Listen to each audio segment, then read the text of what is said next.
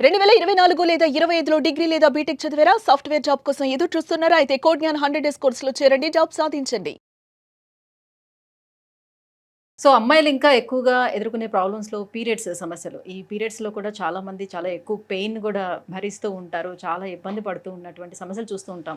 బేసిక్‌గా పీరియడ్స్ విషయానికొచ్చేటప్పుడు ఇప్పటికీ కూడా స్టిల్ ఎవరికైనా విమెన్ పీరియడ్స్ వచ్చినప్పుడు మెన్‌కి తెలియకుండా ఉండాలి. అదొక పెద్ద ఒక తప్పులాగా చూడటం అండ్ ఒక శానిటరీ ప్యాడ్స్ కూడా తీసుకోవడానికి వెళ్ళేటప్పుడు కూడా షాపు వాళ్ళు కూడా అట్లానే ఒక కవర్‌లోని దాన్ని ప్యాక్ చేసి ఇవ్వడం, బయటికి కనిపించకుండా ఉండేటట్టు చూడడం. సో, ఇదంతా ఏంటి అంత ఇంప్యూర్‌గా ఎందుకు చూడాలి ఈ పీరియడ్స్‌ని అనేది? It is not about purity and impurity, అది ఎప్పుడు కాదు. It is about your conservative thinking. Conservative thinking అనేది ఎవరికి వాళ్ళు ఇచ్చుకున్నది తప్పితే ప్రపంచం దాన్ని అలా చెయ్యాలని ఎప్పుడూ చెప్పలేదు. అండ్ కొంతమందికి అది ప్రైవసీ అనుకుంటారు, కొంతమందికి అవి మిస్ఫార్చ్యూన్ అనుకుంటారు, కొంతమంది దాన్ని దాచుకుంటారు, కొంతమంది దాన్ని ఓపెన్గా చెప్తారు, కమ్యూనికేట్ చేస్తారు. What ever said and done, that's only a personal approach తప్పితే అది మనము అందరికీ చెప్పలేం. And it's a natural phenomena. ఆ ఫినామినా వల్లనే పిల్లలు పుట్టున్నారు. మరి అలాంటంత బయోలాజికల్ ఫినామినాని తప్పు పట్టాల్సిన అవసరమే లేదు. దాంట్లో ఎడ్యుకేషన్ లేకపోతే నువ్వు ఎట్ట పుడతావు? చెట్టుకు పుట్టేస్తారా? పుట్టరు కదా. You have to get your self in to a womb of a mother which the lining sheds every month to make the pregnancy happen. And pregnancy లేకపోతే మళ్ళీ పీరియడ్ వచ్చేస్తుంది. సో ఇంత బయోలాజికలీ రెలవెంట్ ప్యూర్ సైంటిఫిక్ ఫినామినాన్ని ఎవ్వరు తప్పుపట్టడానికి లేదు. So, periods అందరికి ఆడపిల్లలందరికీ periods గురించి తెలుసు అని అనుకుంటారు. బట్ పీరియడ్స్ ఏ రకంగా వస్తాయి? సో, ఇప్పుడు ఎవ్రీ మంత్ ఎగ్ రిలీజ్ అయితేనే పీరియడ్స్ వస్తాయా? కరెక్ట్. సో, ఎలా వస్తుంది? ఏంటి అసలు దాని గురించి చాలా మందికి తెలిసే అవకాశం ఉండదు. సో మెన్స్ట్రువల్ సైకిల్ అనేది ఒక యావరేజ్గా 21 days to 35 days వరకు ఒక యావరేజ్ మెన్స్ట్రువల్ సైకిల్ ఉంటుంది. ఈ యావరేజ్ మెన్స్ట్రువల్ సైకిల్ని 2 బిట్స్ కింద మనం డివైడ్ చేయొచ్చు. First half estrogen cycle, second half estrogen progesterone combination ఉంటుంది. ఫస్ట్ హాఫ్లో ఎగ్ ఫామ్ అవుతుంది. ఒక చిన్న ఎగ్ ఓవరీలో నుంచి ఫామ్ అవుతూ అవుతూ అవుతూ అవుతూ ఒక 20 mm 22 mm సైజ్కి ఎగ్ వస్తుంది. ఓవరీలో ఏదో ఒక ఓవరీలో నుంచి ఒక ఎగ్ తయారవుతుంది. వెరీ రేర్లీ 2 eggs తయారవుతాయి, లేకపోతే 1 egg ఎవ్రీ మంత్ ఆల్టర్నేట్గా వస్తూ ఉంటుంది, ఒక ఓవరీలోంచి ఇంకొక ఓవరీలోంచి. ఆ ఎగ్ వచ్చినప్పుడు ఆ ఎగ్ ఈస్ట్రోజన్ని ప్రొడ్యూస్ చేస్తున్నప్పుడు ఆ ఈస్ట్రోజన్ అనేది ఆ యూట్రస్లో ఉన్న లైనింగ్ ఏదైతే ఉంటుందో ఆ లైనింగ్ని డెవలప్ చేస్తుంది. ఆ లైనింగ్ని అది డెవలప్ చేసినప్పుడు ఎగ్ రిలీజ్ అయిన తర్వాత అప్రాక్సిమేట్లీ మిడ్ సైకిల్, హాఫ్ టైంలో అది రిలీజ్ అవుతుంది. రిలీజ్ అయినప్పుడు ఒక 30 day సైకిల్ అంటే 15-16 day రిలీజ్ అవుతుంది. రిలీజ్ అయినప్పుడు ప్రొజెస్ట్రాన్ స్టార్ట్ అవుతుంది. ఆ ప్రొజెస్ట్రాన్ ఈ లైనింగ్ని ఇంకా నరిష్ చేస్తుంది. నరిష్ చేసి ప్రెగ్నెన్సీ వస్తే దానికి నరిష్మెంట్ ఇస్తుంది. ఫుడ్ ఫర్ ప్రెగ్నెన్సీ అనమాట. ఒకవేళ ప్రెగ్నెన్సీ రాకపోతే ఎగ్జాక్ట్గా 14-15 daysకి ఈస్ట్రోజన్ ప్రొజెస్ట్రాన్ రెండూ పడిపోయి పీరియడ్ వస్తుంది. అండ్ ఇవన్నీ కూడా మాస్టర్ హార్మోన్స్తో నడుస్తాయి. బ్రెయిన్ పిట్యూటరీ గ్లాండ్లో రిలీజ్ అయ్యే follicle stimulating hormone, luteinizing hormone, thyroid hormones, prolactin hormones ఆధ్వర్యంలో ఈ అంతా వ్యవస్థ నడుస్తూ ఉంటుంది. ఇది ఒక నార్మల్ మెన్స్ట్రువల్ సైకిల్ జరిగే పద్ధతి.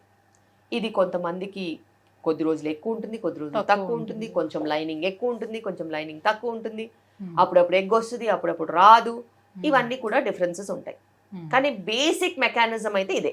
సో, ఇప్పుడు పీరియడ్స్ టైంలోనే చాలా మందికి ఎక్కువ పెయిన్ వస్తుంది. కొంతమందికి అంత పెద్ద పెయిన్ కూడా ఏం అనిపించదు, అసలు తెలియదు కూడా, అలా ఉంటుంది. సో, పెద్దవాళ్ళు చెప్తుంటారు పెయిన్ వచ్చినా కూడా మంచిదే, నీకు కన్సీవ్ తొందరగా అవుతావు, నీకు డెలివరీ బాగుంటుందా అని కొంతమంది చెప్తూ ఉంటారు. అసలు ఇందులో వాస్తవం ఎంత? నిజంగా పెయిన్ వస్తే అట్లా ఉంటుందా?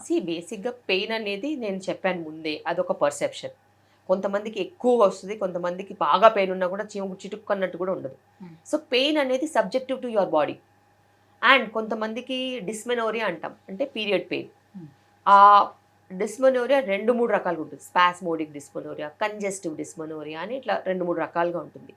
ఆ పీరియడ్ పెయిన్కి మనము న్యాచురల్ మెథడ్స్ కొన్ని ట్రై చేయాలి. న్యాచురల్ మెథడ్స్లో టైంకి తినడం, టైంకి పడుకోవడం, ఎక్కువగా ఫ్యాటీ ఆయిలీ ఫుడ్స్ ఎక్కువ తీసుకోకపోవడము, క్యాలరీస్ కొంచెం కరెక్ట్గా ఉండడం, వ్యాయామం కరెక్ట్గా ఉండడము, నైట్ తొందరగా పడుకోవడం, ఇవన్నీ నీ పీరియడ్ సైకిల్ని ఇన్ఫ్లుయెన్స్ చేస్తాయి. వీటన్నిటితో పాటు నీ మంచి ఎగ్ ఫార్మేషన్, ఎగ్ రిలీజ్ ఉంటే నీకు అంతగా ఇబ్బంది ఉండదు. ఎగ్ ఫార్మేషన్, ఎగ్ రిలీజ్లో ప్రాబ్లం ఉందనుకో నీకు కొంచెం పెయిన్ ఎక్కువగా ఉండే ఛాన్సెస్ ఉంటాయి. యానోవిలేటరీ సైకిల్స్లో అప్పుడప్పుడు బ్లీడింగ్ ఎక్కువ ఉండే ఛాన్స్ ఉంటుంది. సో ఇలాగా డిఫరెంట్ ప్రాబ్లమ్స్ డిఫరెంట్ ఉంటాయి. ఫైబ్రాయిడ్స్ ఉంటే పెయిన్ ఎక్కువ ఉండే ఛాన్స్ ఉంటుంది, ఎండోమెట్రియోసిస్లో ఎక్కువ ఉండే ఛాన్స్ ఉంటుంది. ఇవన్నీ కూడా మనం రూల్ అవుట్ చేసుకోవాలి. అండ్ కొంతమందికి జస్ట్ ఈ స్పాస్మోడిక్ కంజెస్టివ్ డిస్పెనోరియాస్ ఉన్న వాళ్ళకి కొంచెం హాట్ ప్యాక్ పెట్టుకుంటే కూడా అబ్డమిన్ పెల్విస్ దగ్గర కొంచెం రిలీఫ్ ఉంటుంది. కొంతమందికి పెయిన్ కిల్లర్ తీసుకుంటే కానీ తగ్గదు.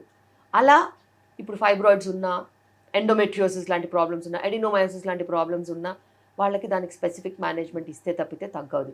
సో ఇలా ప్రాబ్లమ్ని బట్టి కూడా మనము సొల్యూషన్స్ అనేది చూసుకుంటూ ఉండాలి. సో అలా రెగ్యులర్గా ఆ పెయిన్ వస్తుందని పెయిన్ కిల్లర్స్ యూజ్ చేయడం వల్ల ఏమైనా ఇబ్బంది ఉంటుందా ఫర్దర్గా? అలా ఇబ్బంది పడాల్సిన అవసరం ఉండదు. ఎందుకంటే pain killer acts only at that day, ఆ టైంలో. మళ్ళీ నెక్స్ట్ పీరియడ్కి మళ్ళీ వాడుకోవచ్చు. బట్ ఎందుకు వస్తుంది పెయిన్, దాన్ని ట్రీట్మెంట్ చేసుకుంటే ఎప్పుడైనా బెటర్గా ఉంటుంది. రైట్. పీరియడ్స్ రాకుండా కూడా కొన్ని రకాల టాబ్లెట్స్, అంటే దాన్ని ఎక్స్టెండ్ చేసుకోవడానికి కూడా కొన్ని రకాల టాబ్లెట్స్ యూజ్ చేస్తూ ఉంటారు. సో దానివల్ల ఏమైనా ఇష్యూస్ వస్తాయంటారా? ఖచ్చితంగా పీరియడ్ సైకిల్ని డిస్టర్బ్ చేస్తే ఫ్యూచర్లో ఇర్రెగ్యులర్ పీరియడ్స్ వచ్చే ఛాన్స్ ఉంటుంది, వెయిట్ గెయిన్ ఛాన్సెస్ ఉంటాయి, బ్లోటింగ్ ఛాన్సెస్ ఉంటుంది. అండ్ ఇర్రెగ్యులారిటీస్ వల్ల చాలా ఇబ్బందులు పాలైన వాళ్ళు కూడా ఉంటారు. ప్రొవైడెడ్ మీరు ఎప్పుడు పీరియడ్ పోస్ట్పోన్మెంట్కి ట్యాబ్లెట్స్ తీసుకోవద్దు unless and until it's some kind of dire emergency. కానీ ఇప్పుడు చాలా టూ క్యాజువల్ అయిపోయాయి ఎమర్జెన్సీస్ కూడా. డిస్టర్బ్ చేసినట్టు అయితే సైకిల్స్ డిస్టర్బ్ అయ్యే ఛాన్సెస్ ఉంటాయి. వాటితో వచ్చే సైడ్ ఎఫెక్ట్స్ కూడా చాలా ఉంటాయి. మ్యామ్, గతంలో పీరియడ్స్ వచ్చేటప్పుడు క్లాత్స్ అనేది యూజ్ చేసేవారు, రైట్? అప్పుడు ప్యాడ్స్ అనేది అవైలబుల్ లేకపోతుంటే క్లాత్స్ యూజ్ చేసేవారు. సో క్లాత్స్ యూజ్ చేయడం అంటే యూజ్ చేసింది మళ్ళీ ఉతికి ఆరేసి మళ్ళీ చేయటం అలాంటివి చేస్తుండేవాడి వల్ల వాళ్ళకి ఇన్ఫెక్షన్స్ రావడం అనేది జరుగుతుందని ఏవో ప్యాడ్స్ అనేది కొన్ని రకాల మార్కెట్లోకి వచ్చే తర్వాత ప్యాడ్స్ యూజ్ చేస్తున్నారు. ఇప్పుడు ప్యాడ్స్ యూజ్ చేయడం వల్ల కూడా ఇన్ఫర్టిలిటీకి దారి తీస్తుంది అని చెప్తున్నారు. ఇందులో వాస్తవం ఎంత? ఖచ్చితంగా బ్యాక్ టు రూట్స్ అని చెప్తారు. బ్యాక్ టు రూట్స్ అంటే ఏంటి? ఇంతకుముందు క్లాత్ వాడేవాళ్ళు, ఇప్పుడు మళ్ళీ పీరియడ్ ప్యాంటీస్ వచ్చాయి. బికాస్ పీరియడ్ ప్యాంటీస్ అనేవి safe, washable, eco friendly and good for environment, healthy for the one who is using it also, and that's one of the safest methods అని decide చేశారు. The only thing is కొంచెం ఫ్రీక్వెన్సీగా మార్చుకోవాలి అంతే. And wash చేసుకుని మళ్ళీ reuse చేసుకోవచ్చు. అవి యాంటీ బ్యాక్టీరియల్ కోటింగ్తో కూడా వస్తాయి. ఇవి మళ్ళీ బ్యాక్ టు రూట్స్ కాన్సెప్ట్లో వచ్చాం. ఎందుకు వచ్చింది ఆ కాన్సెప్ట్? ఎందుకంటే చాలా రకాలుగా ప్లాస్టిక్స్, మైక్రో ప్లాస్టిక్స్ అనేవి ఈ ప్యాడ్స్ ద్వారా బాడీలో నుంచి లీచ్ అయ్యి వెజైనా ద్వారా వెళ్ళి ఓవేరియన్ క్యాన్సర్ కూడా కాజ్ చేస్తున్నాయి, ఇన్ఫర్టిలిటీ కూడా కాజ్ చేస్తున్నాయి, అలా రకరకాల ప్రాబ్లమ్స్ కూడా కాజ్ చేస్తున్నాయని నిర్ధారణ చేశారు. ఎంతవరకు వెళ్ళిందంటే ఈవెన్ ఫీటస్లో, ఫీటల్ ప్లాసెంటా ఉంటుంది కదా, ప్లాసెంటాలో కూడా మైక్రో ప్లాస్టిక్స్ బయటపడ్డాయి. అంటే మైక్రో ప్లాస్టిక్స్ ఎలా, ఎక్కడి నుంచి, ఏ రూపాన్ని నుంచి వెళ్తున్నాయో కూడా మనకు తెలియదు. అయితే ఈ శానిటరీ ప్యాడ్స్ ద్వారా కూడా మైక్రో ప్లాస్టిక్స్ లీచ్ అవుతున్నాయని సైంటిఫిక్ రీసెర్చ్ ద్వారా మనకి బయటపడింది. అదే కాకుండా ఈ మైక్రో ప్లాస్టిక్స్ ఏవైతే ఉంటాయో, ప్లాస్టిక్స్ ఏవైతే ఉంటాయో యూస్ చేసిన వాటిలలో అది ల్యాండ్ ఫిల్స్ కాజ్ చేస్తున్నాయి. ఎన్వైరన్మెంట్లో పెద్ద మొత్తాన కొన్ని వందల సంవత్సరాల వరకు కూడా బయోడిగ్రేడబుల్ కాదు. వాటి వలన మనకి పొల్యూషనే కాకుండా ల్యాండ్ ఫిల్స్ అవ్వడమే కాకుండా అవి నాన్ బయోడిగ్రేడబుల్ అని నిర్ధారణ చేశారు. సో అంత పెద్ద థ్రెట్ ఉంది ఇప్పుడు. అందుకే ఆల్టర్నేటివ్గా మనకి menstrual cups which are silicone and bio friendly వచ్చాయి. అండ్ బయోడిగ్రేడబుల్ శానిటరీ ప్యాడ్స్ వచ్చాయి. చాలా బ్రాండ్స్ ఉన్నాయి biodegradable sanitary pads. Bamboo stem నుంచి చేయడము, కొన్ని హస్క్ నుంచి చేయడము, అలా రకరకాలుగా బయోడిగ్రేడబుల్ ఒక 30 to 40 డేస్లో మొత్తం డిగ్రేడ్ అయిపోయేలాగా మనకి ప్రొడక్షన్ ఉంటుంది, డిస్ట్రిబ్యూషన్ కూడా ఉంది. విలేజ్ లెవెల్ నుంచి సిటీ లెవెల్ వరకు కూడా ఆ నెట్వర్క్ అనేది ఉంది. అండ్ ఆ దారిలో మేము కూడా చాలా కృషి చేస్తున్నాం. నాకు డాక్టర్ కే శిల్పి రెడ్డి ఫౌండేషన్ ఉంది. ఆ ఫౌండేషన్ ద్వారా కూడా biodegradable non plastic sanitary pads అనేది గవర్నమెంట్ స్కూల్స్లో మేము ఫ్రీగా పంచిన రోజులు కూడా ఉన్నాయి అవేర్నెస్ కోసం. అదే కాకుండా మళ్ళీ ఈ పీరియడ్ ప్యాంటీస్ కూడా ట్రైబల్ చిల్డ్రన్కి, యంగ్ ఉమెన్కి ట్రైబల్ ఏరియాస్లో మనం 2-3 కనుక ఇచ్చినట్టు అయితే వాళ్ళు 5 years వరకు కూడా వాడుకోవచ్చు. సో అంత వాళ్ళకి సేఫ్టీ కూడా ఉంటుంది, హెల్తీ కూడా, అండ్ పెద్దగా ట్రైన్ చేయాల్సిన అవసరం ఉండదు.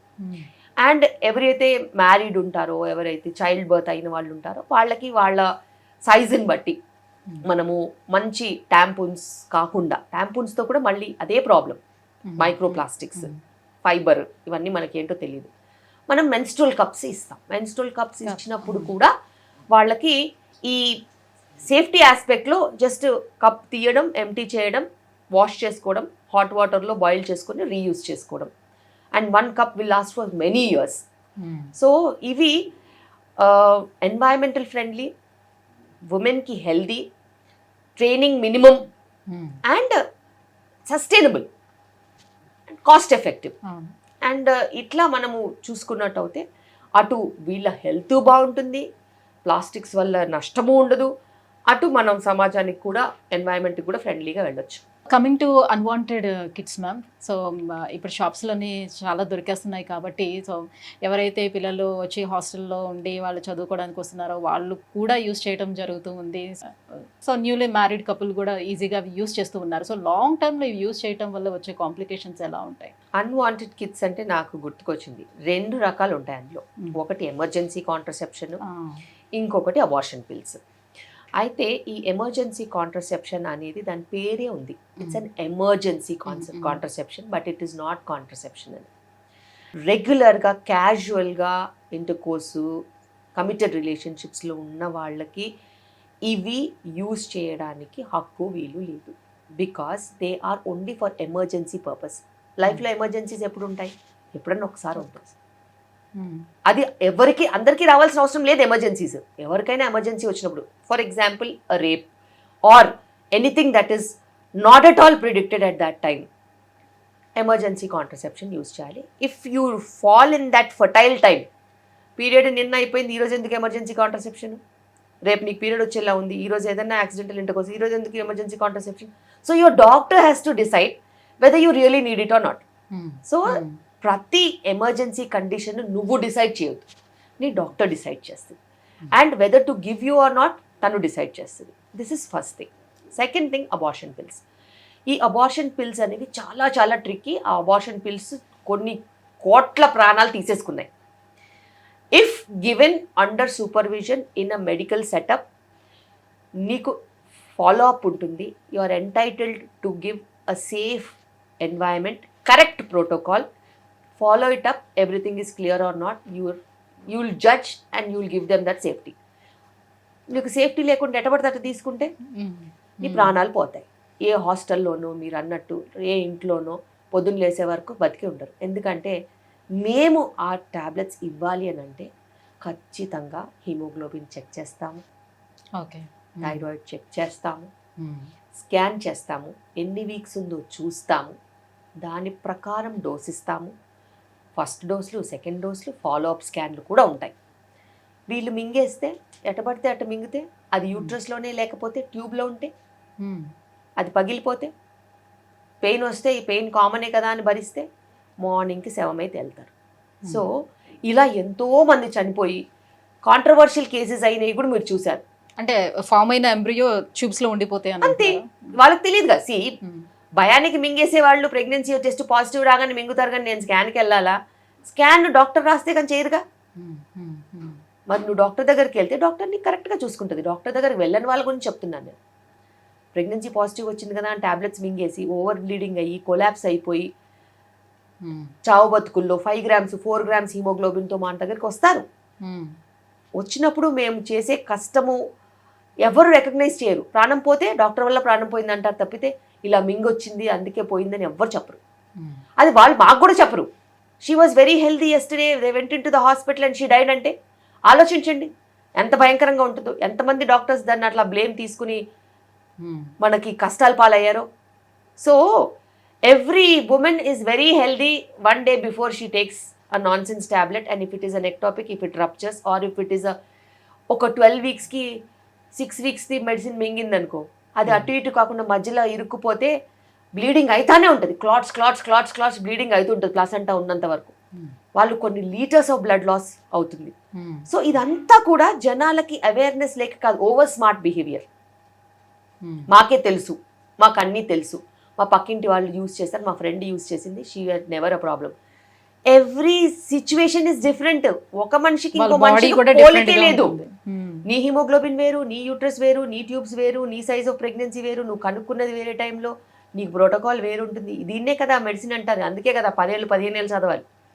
లేకపోతే క్రాష్ కోర్స్ లాగా 4 రోజుల్లో కంప్లీట్ చేసేయచ్చుగా. దీనికి ఈ మెడికేషన్, దానికి ఆ మెడికేషన్, దీనికి ఈ మెడికేషన్, డెలివరీ ఇట్లా ఉంటుంది, సెక్షన్ ఇట్లా ఉంటుంది అని అయిపోద్ది. అలా ఉంటుందా చెప్పండి? అలా ఉండదు కదా. సో సిచ్యువేషన్స్ బట్టి మనకి మేనేజ్మెంట్స్ అనేవి నేర్చుకోవడానికి కొన్ని ఒక డికేడ్ పడుతుంది. అదంత క్యాజువల్గా అబార్షన్కి మెడికేషన్స్ ఇళ్లల్లో కూర్చుని మింగేస్తే ఎంత అనర్థం. It's purely non sense, and అది అసలు ఎవరికి ఎంకరేజ్ చేయొద్దు, and it is very very very dangerous. Right. Thank you ma'am, thank you so much. So చాలా టైం మాకు స్పెండ్ చేసి సో మచ్ గుడ్ ఇన్ఫర్మేషన్ కూడా వ్యూవర్స్ అందరికీ కూడా పాస్ చేశారు. Thank you so much. Thank you.